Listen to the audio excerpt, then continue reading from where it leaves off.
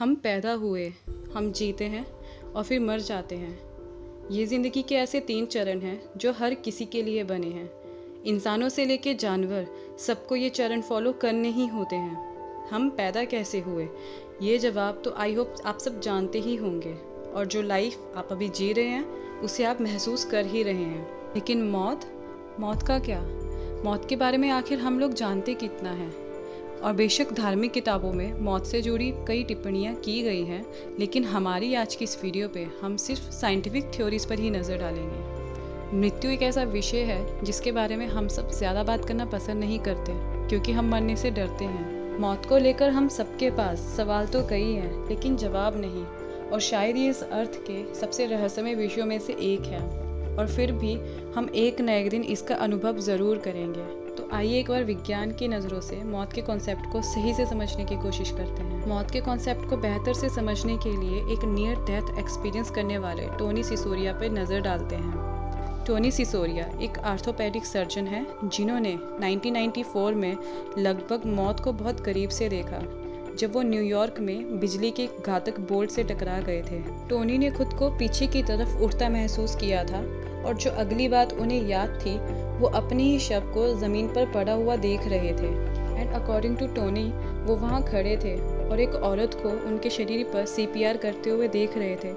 Tony ने बताया कि उन्होंने अपने आप को नीली सफ़ेद रोशनी से घिरा हुआ पाया था, और जो वो तब महसूस कर रहे थे वो फीलिंग उन्होंने अपनी पूरी लाइफ में कभी महसूस नहीं की थी। उन्होंने कहा कि शांति की एक विशाल भावना जो उन्हें मृत्यु की ओर आकर्षित कर रही थी, और साथ ही वो अपने आप से ये कह रहे थे कि ये एक शानदार एहसास है जो उन्होंने कभी महसूस नहीं किया। लेकिन अगले ही क्षण वो वापस आ चुके थे।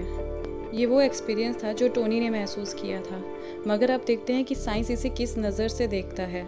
मृत्यु की शारीरिक प्रक्रियाओं यानी फिजिकल प्रोसेस के बारे में साइंटिस्ट का कहना है कि जब हम मृत्यु के अंतिम क्षण में होते हैं तो हमारे ब्रेन में ऑक्सीजन की कमी हो जाती है, जिस वजह से हमारे ब्रेन के सर्किट्स बंद हो जाते हैं और हम बाहर की दुनिया के लिए बेहोश हो जाते हैं।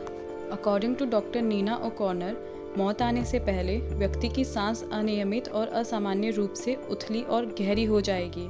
फिर उसकी सांस एक खड़खड़ाहट या गड़गड़ाहट की तरह बजने लगती है। रीज़न है वो व्यक्ति खांसने या अपने गले में सांस निगलने के लिए सक्षम नहीं होता है। डॉक्टर ओकॉनर के अनुसार ये सब शरीर के धीमे होने या बंद होने की प्रक्रिया है। फिर हमारे शरीर के सभी मसल्स यानी मांसपेशियां रिलैक्स करती हैं, जो व्यक्ति के कराहने या आहें बनने का कारण बन सकती हैं, क्योंकि उस समय व्यक्ति के लंग्स में बची हवा गले के जरिए वोकल कॉर्ड्स के थ्रू पास आउट होती है। और जब हमारा हार्ट काम करना बंद कर देता है तो बॉडी की सभी प्रक्रियाएं लगभग बंद हो जाती हैं, क्योंकि हमारे ब्रेन से हमारी किडनी और लीवर तक ब्लड नहीं पहुंच पाता। जैसे जैसे हमारी बॉडी रिलैक्स होती जाती है, आँखों की पुतलियाँ फूल जाती हैं और जॉ यानी जबड़ा भी खुला रह सकता है। साथ ही हमारी त्वचा फट जाती है। यदि व्यक्ति के शरीर में कोई मूत्र या मल है तो बॉडी उसे भी शरीर से बाहर निकाल देगी। And then we become lifeless and motionless. और ये वही वक्त होता है जो डॉक्टर्स हमें मौत का समय देने के लिए यूज़ करते हैं। लेकिन डॉक्टर सैम पारमिया, जिन्होंने कई सालों तक नियर डेथ एक्सपीरियंस पर स्टडी की है, और उनका मानना है कि मृत्यु एक पल में नहीं होती, और कुछ शोधकर्ता दावा भी करते हैं कि हमारा दिमाग हमारे दिलों की धड़कन बंद होने के बाद भी 10 मिनट तक काम कर सकता है।